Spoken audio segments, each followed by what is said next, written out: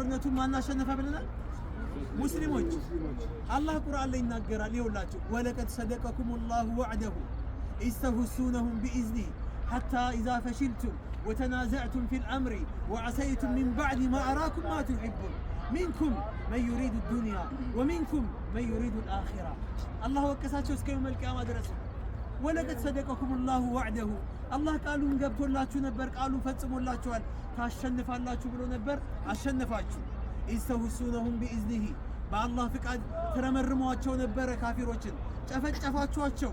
ሐታ ኢዛ ፈሽልቱም ይሄ ድላችሁ ግን እስከ መቼ ነው የቆየው? እስከ መቼ? እርስ በርሳችሁ እስከምትፈራረኩ ድረስ፣ ኺላፍ እስከምታመጡ ድረስ። ወተናዘዕቱም ተጨቃጨቃችሁ፣ ወዐሰይቱም መልእክተኛውን አመጻችሁ። ወዐሰይቱም ሚን በዕድ ማ አራኩም ማ ቱሒቡን አላህ ለእናንተ የምትወዱትን ነገር ድሉን ካሳያችሁ በኋላ ድሉን ነጠቃችሁ። አያችሁ፣ ድሉን ነጠቃችሁ። በምንድን ነው ድሉ የተነጠቁት? ነቢዩን አምፀዋሉ አይደል? አንደኛ። ሁለተኛስ እርስ በርሳቸው ጭቅጭቅ ፈጠሩ። ሙስሊም ከሙስሊም ጋር ጭቅጭቅ ከፈጠረ ድል ይነሳል፣ የአላህ እርዳታ ይነሳል።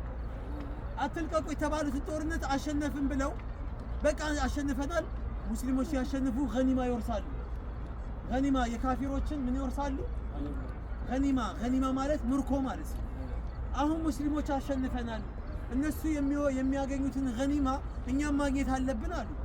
እዚህ ዝም ብለን ለምን እንቀመጣለን? ከዛ በኋላ አሚራቸው ታው አትንቀሳቀሱ ተብላችኋል፣ የነቢዩን ትእዛዝ አታምፁ አሏቸው። በፍጹም አሉ። ግማ 9 ብቻ ቀሩ። እዚህ ከስንቶች ውስጥ? ከ50ዎች ውስጥ 41ዱ ጥሎ ሄደ። ለምን ብሎ ነው ሄደው? እኛ ምን እንካፈል ብለው እኮ ነው ሄዱት። የአላህ መልእክተኛ ትእዛዝ ታመፀ።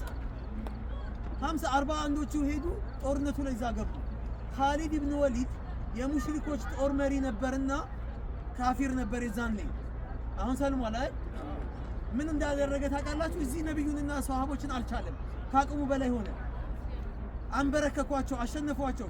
ዞር ብሎ ሲመለከት ይሄ ቦታ ክፍት ነው፣ 9 ሰዎች ብቻ ነው የቀሩት እዚህ ቦታ ላይ። ኻሊድ በዚህ የምታይ ተራራ አያችሁት?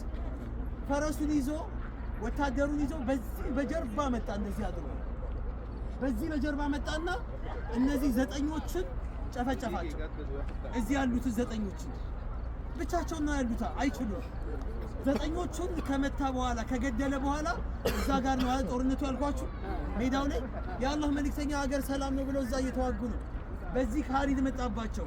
ከፊት ለፊት ደግሞ ሌላ ጦር ደግሞ አዘጋጅቶላቸዋል። መሀል ከተቷቸው ሷሃቦችን። ከአቅማቸው በላይ እስኪሆን ድረስ ጦርነቱን መቋቋም አቃታቸው። ሷሃቦች ከአቅማቸው በላይ ሆነ።